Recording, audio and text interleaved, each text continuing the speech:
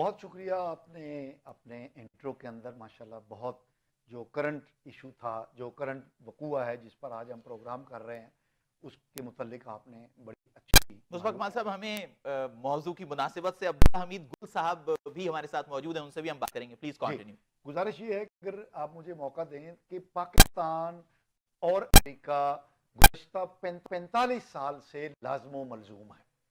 जिस वक़्त 24 दिसंबर 1979 1979 में सोवियत यूनियन की अफवाज ने दरियाए आम को क्रॉस करने के बाद अफगानिस्तान पर कब्जा किया, उस वक़्त से जो पाकिस्तान और अमेरिका की एक दोस्ती का आगाज़ हुआ। वैसे दोस्ती तो बड़ी 60s से चली आ रही थी, लेकिन दोस्ती के एक नए बाब का आगाज हुआ। चलते 2001 में जब अमेरिका ने दहशतगर्दी के खिलाफ आलमी जंग का आगाज किया, तो उसमें एक और नया मोड़ आया और वो दोस्ती का जो ताल्लुक था वो मजीद बेहतर हो गया। और फिर हमने देखा पाकिस्तान ने जिस तरह 10 साल सोवियत यूनियन के खिलाफ जो अफगान मुजाहिदीन की जदोजहद की, उस वक्त जनरल जियाउल हक जो है वो पाकिस्तान के सरबराह थे। तो उस वक्त भी अमेरिका आलम इस्लाम पूरा पाकिस्तान के साथ था, हुकूमत पाकिस्तान के साथ था, रियासत पाकिस्तान के साथ था। फिर हमने देखा कि जब 2001 के अंदर अमेरिका ने दहशतगर्दी के खिलाफ आलमी जंग शुरू की, तो उस वक्त भी पाकिस्तान जो है वो एक फ्रंट लाइन स्टेट के तौर पर उभर सामने आया। उस वक्त पाकिस्तान के अंदर जनरल मुशर्रफ की हुकूमत थी। उस वक्त पाकिस्तान और अमेरिकी ताल्लुकात में एक नई जंप आई और कुर्बत पैदा हुई, जो 20 साल तक चलती रही और वो फिर 2021 तक अमेरिकी फौज के वापस जाने तक कायम रही। हमने देखा कि जिस अंदाज के अंदर 45 सालों के दौरान जो अमेरिकी मोहब्बत और यानी और नफरत एक की एक पूरी सीरीज चलती रही, लेकिन पाकिस्तान और अमेरिका जो है वो एक दूसरे के लिए लाजमो मलजूम रहे।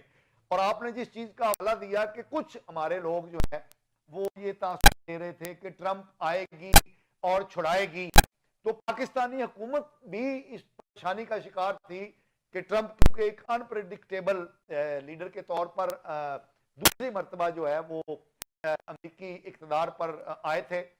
लेकिन हमने ये देखा कि ट्रंप ने अपने पहले 100 दिनों के दरमियान पाकिस्तान से उस किस्म का कोई मुतालबा नहीं किया, बल्कि मैं तो अपने प्रोग्रामों के अंदर भी कहता रहा हूँ, टीवी शोज के अंदर और अपनी तहरीरों के अंदर भी कहता रहा हूँ, अमेरिका जो है उसके लिए शख्सियत अहम नहीं होती, उसके लिए रियासत पाकिस्तान, ममलकत पाकिस्तान अहम है। और उसका सबूत आज हमें ये मिल गया कि पाकिस्तान की एजेंसियों ने, पाकिस्तान की ISI ने, पाकिस्तान की फौज ने जिस तरह बेहतरीन ऑपरेशन करके अमेरिका को दरकार एक दहशतगर्द जो था उसको पकड़ा और अमेरिका के हवाला किया, और उसका इंस्टेंट डोनाल्ड ट्रंप ने जवाब दिया और पाकिस्तान का शुक्रिया अदा किया। इंडिविजुअल्स अहम नहीं होते, रियासतों से होते हैं। और आने वाले दिनों में पाकिस्तान की रियासत अमेरिका के लिए इंतहाई अहमियत की हासिल होगी। ठीक, अब्दुल हमीद गुल साहब, आपका बेहद शुक्रिया, आपने वक्त दिया। मैं इंतहाई मुख्तसर सवाल करूंगा ताकि मैं आपकी गुफ्तगू सुन सकूं। वो मैं ये जानना चाहता हूं कि ये जो इजहार तशक्कुर है अमरीकी सदर की जानिब से, क्या पाक अमरीका ताल्लुकात के हवाले से इसे नुक्ता आगाज तस्वुर किया जा सकता है? बिस्मिल्लाहिर्रहमानिर्रहीम, बहुत शुक्रिया। अमेरिका देखें, हमारा कोई दुनिया में कोई परमानेंट दोस्त नहीं हुआ करता, परमानेंट दुश्मन नहीं हुआ करता। और हकीकत यह है कि अमेरिका जो है वो कभी भी हमारा ना दोस्त था और ना आगे रहेगा। इस खित्ते के अंदर अपना जो एक नेचुरल एलाई है वो भारत को चुन लिया हुआ है, और उसके ऊपर उनकी नवाज़शात जो हैं वो आप देख ही रहे हैं, चाहे वो आलमी कवानीन का इतलाक हो या वो एक्सपोर्ट ऑफ टेररिज्म के ऊपर आंखें बंद कर लेना हो।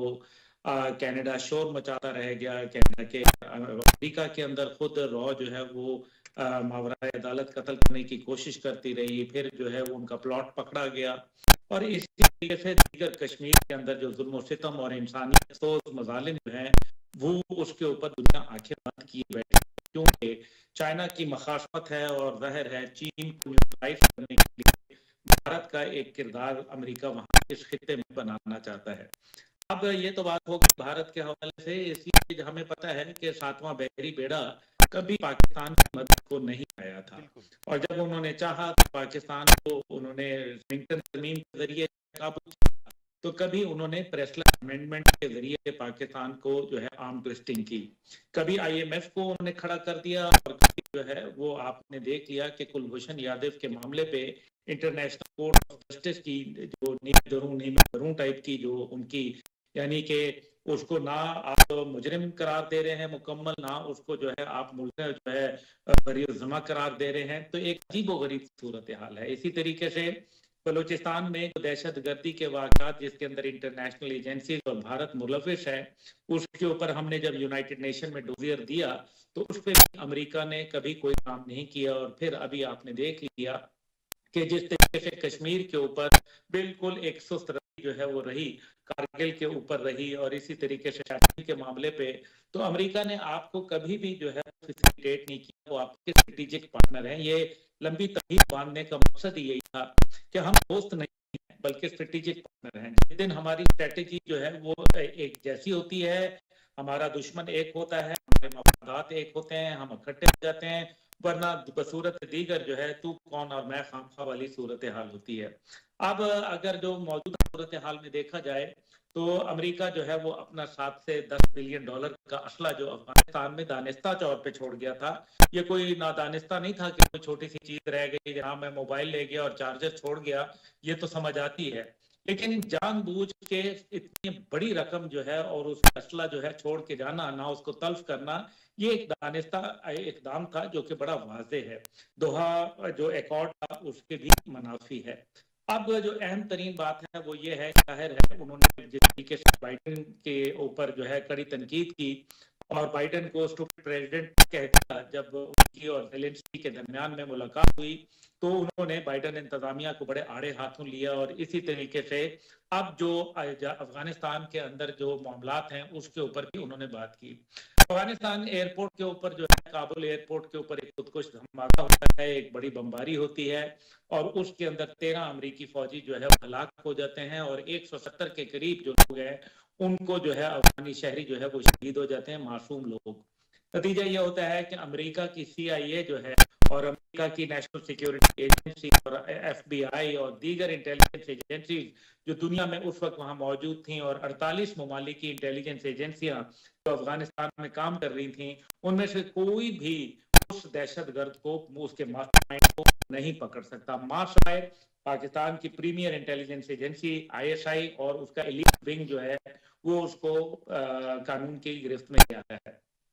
अब ये वो बात थी जिससे नजर आ रहा है कि पाकिस्तान की जो इंटेलिजेंस एजेंसी है वो कितनी बरतर है बाकियों के मुकाबले में।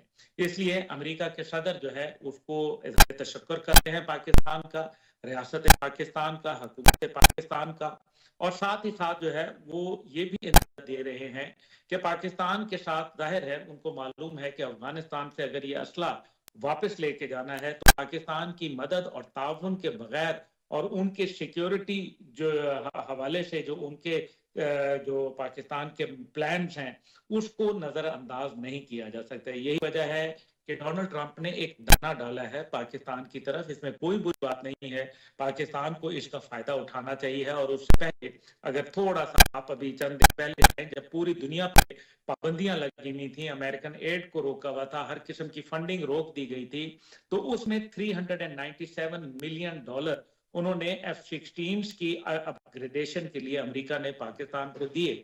और इसके अंदर जो है उन्होंने कहा कि काउंटर इंसर्जेंसी और दहशतगर्दी के खिलाफ आप इसको इस्तेमाल कर सकते हैं।